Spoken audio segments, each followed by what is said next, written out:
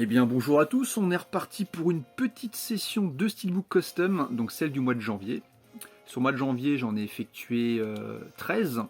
Alors faut dire que c'était mal barré parce que j'ai tellement passé de temps à vouloir remplir mes mini-consoles, dont le jeu là que je suis en train de jouer, que du coup j'étais qu'à 5 Steelbook il y a encore 3-4 jours.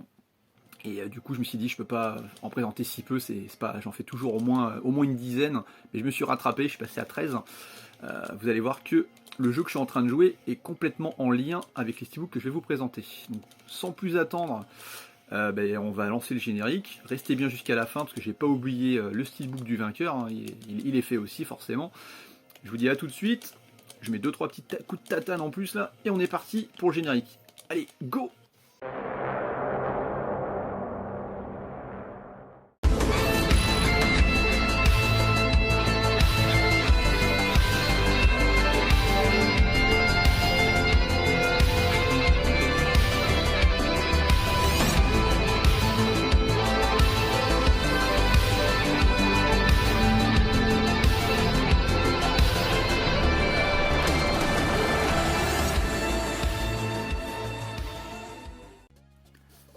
Alors on est parti pour la petite sélection. Donc comme je vous ai dit juste avant, je suis parti sur un acteur en lien avec le jeu vidéo que j'étais en train de jouer tout à l'heure, donc qui est Bruce Lee.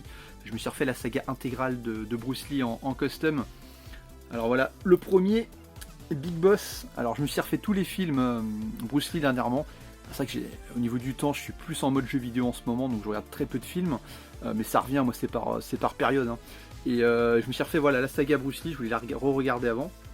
Ils seront tous quasiment dans le même style, hein, pour vraiment, moi j'adore l'homogénéité et les continuités dans les films. Big Boss,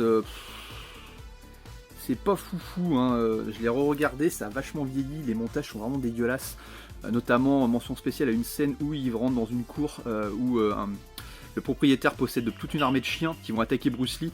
Quand Bruce Lee se fait des bonds dans les airs pour les éviter et tout, c'est vraiment super mal fait. Mais bon, après c'est les montages de l'époque, hein, c'est des films des années 70. Par contre, pour le charisme de Bruce Lee, il faut les avoir dans sa collection.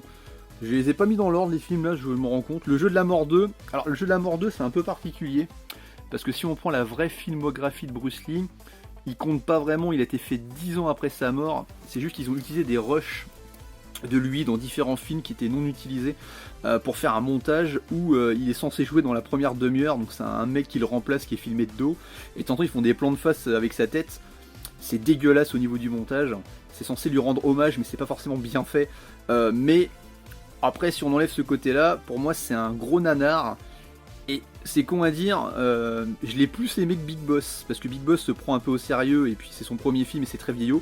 Celui-là il est complètement con, et j'ai aimé le côté con du film, c'est vraiment n'importe quoi, les doublages ils sont à pisser de rire. Et le jeu de la mort 2, voilà, je l'ai pas mis dans l'ordre, parce que Big Boss c'est le premier, celui-là c'est le dernier. Mais techniquement il ne compte pas dans la franchise officielle de Bruce Lee, hein. Il y en a que 5 ou 6, je sais plus. Il y a Big Boss, l'Opération Dragon, et les 3 autres il y en a 5. Il y en a 5 et le 6ème, donc qui est le jeu de la mort 2 que je vous ai présenté, il compte pas. Enfin il compte pas, mais il compte quand même, parce qu'il y a quand même des bouts de Bruce Lee, mais il était plus là quoi. La Fureur de vaincre, celui-là il fait partie du panier haut de Bruce Lee, hein. Il veut venger son maître qui est mort, et celui-là il est pas mal, les combats sont très bons, il est très nerveux, et là où par exemple Big Boss il y a pas mal de passages de dialogue qui sont un peu lourds, hein. On attend vraiment juste les combats de Bruce Lee, celui-là est un peu plus nerveux et plus péchu, donc je dirais qu'il fait partie des bons de la série Bruce Lee. Ensuite, la Fureur du Dragon, je trouve qu'il souffre un petit peu des mêmes problèmes que Big Boss.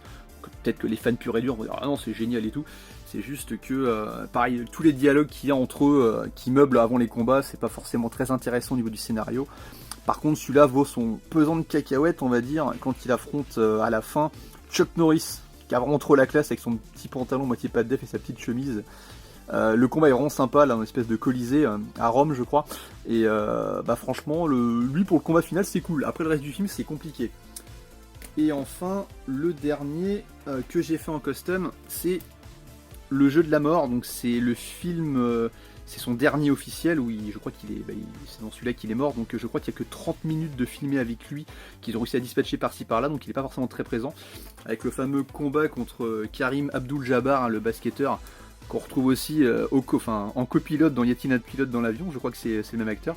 Celui-là est pas mal, hein. Les Jeux de la mort c'est pareil, je pense qu'on peut le mettre dans les top Bruce Lee. Il y a vraiment que Big Boss que j'ai un souci, et la Fureur du Dragon je trouve la première heure compliquée, mais le combat avec Chuck Norris est le bienvenu à la fin. Donc voilà. Donc du coup j'ai tous les Bruce Lee, j'avais fait ces steelbooks là sur toute la première partie du mois et je pensais que j'allais m'arrêter là. Et puis en fait finalement j'ai eu un regain après avoir bien joué à la console, puis surtout amélioré mes consoles mini. Et du coup je suis reparti sur des steelbooks de films, là dernièrement j'en ai fait 8. The Town, je prononce très très mal l'anglais à chaque fois, avec Ben Affleck. Et ben je vous une petite confidence, je ne l'ai jamais vu. Donc je sais que c'est bien hein, le film, mais je ne l'ai jamais vu. Donc j'ai le Blu-ray depuis un moment, il fait partie de mes films à voir hein, dans ma liste.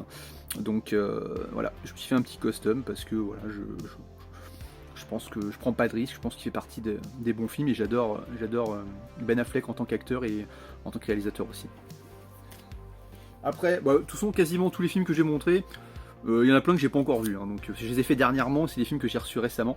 The Equalizer 3, j'ai vu les deux premiers, j'avais beaucoup aimé le premier, j'avais trouvé le deuxième un peu plus convenu, donc le troisième, après voilà, Denzel Washington reste un top acteur, donc je pense que voilà, à partir du moment que j'ai les deux premiers, je devais posséder le troisième. J'espère qu'il est un petit peu au-dessus du 2, qui m'avait pas déplu, mais qui avait un petit côté série B. Je trouvais que le 1 faisait vraiment plus film de cinéma. D'ailleurs, le 2, je suis même pas sûr qu'il soit sorti au cinéma. Il me semble qu'il est sorti directement sur les plateformes. Vous me direz si je dis des conneries. Il a dû sortir pendant la période du Covid, je pense. Celui-là, voilà, donc à voir. Après, un petit film d'horreur il me semble les gardiens du cinéma ont sorti en Blu-ray. Jeepers Creepers 2, je me suis fait mon propre custom hein, de steelbook, je sais que eux ils en ont fait un, mais ça doit être un metal pack il me semble. J'aime beaucoup le 2, je préfère le 1 quand même, et je n'ai pas vu le 3 qui est considéré comme un nanar, mais bon, pour moi nanar rime avec bonne grande grosse tranche de déconnade, donc le 3 je le prendrai avec plaisir au bout d'un moment pour rigoler, et à la limite le regarder avec Funky, pourquoi pas. Hop, ensuite, pas vu non plus. Parce que je vais très peu au cinéma au final. Hein. J'aime bien regarder des films tranquillement chez moi. Je supporte pas les bouffeurs de popcorn. Je trouve que les gens en plus au niveau des séances sont de plus en plus impolis dans les salles. Souvent ça parle, ça rigole. Alors, quand ça rigole, quand on regarde une comédie, que c'est communicatif, je trouve ça hyper cool. Mais quand t'as des groupes de mecs qui se mettent à parler, t'as envie de les massacrer. Donc je préfère pas y aller. Je préfère la regarder tranquille chez moi. Comme ça il n'y a pas de bruit et on est bien. Donc Indiana Jones et le Cadran de la Destinée. Pas vu, mais je pense qu'il sera mieux que le 4 qui avait été très compliqué à regarder, qui est pas nul mais qui est vraiment très très moyen. Je pense qu'il sera au-dessus. Ensuite, bon, je vais pas vous le répéter mais pas vu non plus, Gran Turismo. Alors ce qui m'a surpris c'est comment ils ont pu faire un scénario de film avec un jeu basé sur un jeu de voiture, hein. J'ai bien possédé, comme beaucoup, je pense, de gamins nés dans les années 80 à l'époque, une PlayStation 1. Je l'ai eu d'ailleurs 2 ou 3 fois, parce que à l'époque j'achetais une console, je la revendais, parce qu'en est gamin, tu n'as pas de l'argent illimité, hein, tu revends pour en acheter une autre, et puis tu revends parce que tu veux récupérer ta console d'origine. Donc j'ai eu Gran Turismo 1 et 2 sur la PS1 à l'époque. Il me semble que c'est inspiré d'une histoire vraie, mais pareil, j'ai peut-être des conneries. Et les critiques sont relativement bonnes pour le coup, donc ouais, ça... Je sais pas, je me pose des questions. Je pense qu'un film que je vais regarder très très vite. Hein, un soir où j'ai pas trop envie de réfléchir parce que je pense qu'il n'y a pas un gros scénar, mais que ça va être vachement bien divertissant. Ensuite, bon là c'est plus pour le fun quoi, parce que je sais qu'Expandable 4. D'ailleurs le 3 déjà n'était pas foufou. Le 4 apparemment ça touche le fond, c'était catastrophique au cinéma. Donc je pense que pour pondre un 5 ça va être compliqué. Déjà qu'un 4 c'était quasiment impossible qu'il sorte, mais bon, il a quand même fini par arriver. Pour moi, Expandable, c'est vraiment les deux premiers. Hein. Clairement, je l'ai pris pareil pour compléter, mais voilà, je sais pas, je le regarderai celui-là un dimanche après-midi, quoi, quand il pleut. Alors, ensuite, alors ça, je les ai vus, ceux-là, ces trois-là. C'est la trilogie Ninja. Alors, ESC l'avait ressorti. C'est les films sortis chez Canon à l'époque. Hein. Trilogie Ninja avec je sais même plus comment il s'appelle lui, Marco Nero, je sais plus, je marquerai son nom. L'acteur il est connu. Dans le premier c'est l'implacable ninja je crois. Franco Nero il s'appelle. Et c'est catastrophique, mais je sais pas, il y a un côté ultra fun dans le film. J'avais regardé avec Funky, on s'était fait des soirées nanars, à l'époque on faisait pas encore de vidéos, mais il faisait partie des films de ninja, on l'avait offert à un pote, et j'ai mis le petit logo de la Canon en bas, et complètement con. Le 1, le 2, d'ailleurs il est toujours là, il y a le mec là, Sho Kozugi, très très fort, hein, qu'on le voit dans... Notamment c'est le gentil dans Black Eagle avec Jean-Claude Van Damme. Sauf que dans celui-là il joue le rôle du gentil et puis Van Damme est méchant. Et je crois que dans le 1 il joue déjà dedans mais il est méchant, dans le 2 il est gentil mais je crois qu'il joue, c'est pas des suites directes, hein, c'est complètement détaché. Et le troisième, donc c'est Ninja 3 Domination, là c'est une fille qui est... je crois qu'elle est possédée, puis elle doit se faire exorciser par un démon ninja, mais c'est n'importe quoi. Alors là, on est parti dans du fantastique avec des ninjas. Très sincèrement, si vous avez des questions, allez sur Instagram et demandez à Alcor, parce que lui, je pense que lui, c'est un... Lui, il aura réponse à toutes vos questions, c'est un gros fan de ninja, quoi, d'après ce que j'ai compris. Mais c'est... Le 1, c'est une... franchement, c'est de la rigolade totale. En plus, le méchant qu'il affronte, ils ont tous des petites moustaches comme ça à l'ancienne. Et je crois que le méchant, il a une moustache, mais hyper mal collée. On était bloqué dessus avec Funky à l'époque, je me rappelle. Sho Kozugi, lui, il est à fond, et en arts martiaux, il envoie. Donc, je dirais que lui, il se donne à fond. Mais c'est la réalisation qui lui rend pas justice. Mais le fille dans le 3 avec la fille, là, c'est... Là, je pense, on dirait une stripteaseuse qui fait du karaté, et qui est ninja, et en plus, elle est possédée par un démon ninja, quoi. Enfin, c'est des films comme la Canon pouvait nous offrir à l'époque et qu'on aimait bien, quoi, puis qui n'existent plus malheureusement. En tout cas, c'est un bon gros trip pour se marrer à plusieurs. Si t'aimes les ninjas, t'es bien, quoi. Et pour finir, le dernier, voilà, Dune, donc celui de David Lynch, hein, c'est pas la version de Villeneuve. Alors ça, j'ai uniquement avec Sting, hein, dedans, on voit là sur la jaquette. J'ai uniquement des souvenirs d'enfance. Que mon père avait en VHS avec la fameuse jaquette de télécassette dessus. Je l'avais vu quand j'étais petit, j'ai dû le voir une ou deux fois, mais je jetais comme ça, j'étais pas vraiment dedans, je passais, je regardais. Je pense pas que j'ai déjà regardé entièrement, mais à revoir. Je sais que je pense que c'est assez lent comme film. La proposition de Villeneuve qui a été faite récemment, je savais pas quoi en penser, parce que le cinéma de Villeneuve, c'est pas un cinéma qui me parle plus que ça, même si j'adore, j'ai déjà dit Sicario. Voilà, je trouve que c'est très contemplatif, c'est joli, mais souvent son cinéma est très lent. Donc après, je pense que voilà, il y en a plein qui vont dire c'est super, il y a du super éclairage, c'est bien. Moi, c'est un cinéma qui est pas si dynamique pour moi, et même si la lenteur dans les films ne me dérange pas, je suis pas fan. Donc ça se trouve, la version d'origine va plus me plaire, à voir. Donc voilà pour les steelbooks custom du mois de janvier. Donc là, on va mettre une petite musique de suspense. Je vais ouvrir le steelbook comme j'ai fait la dernière fois avec de la musique, et on va voir ce que ça donne. Allez, c'est parti!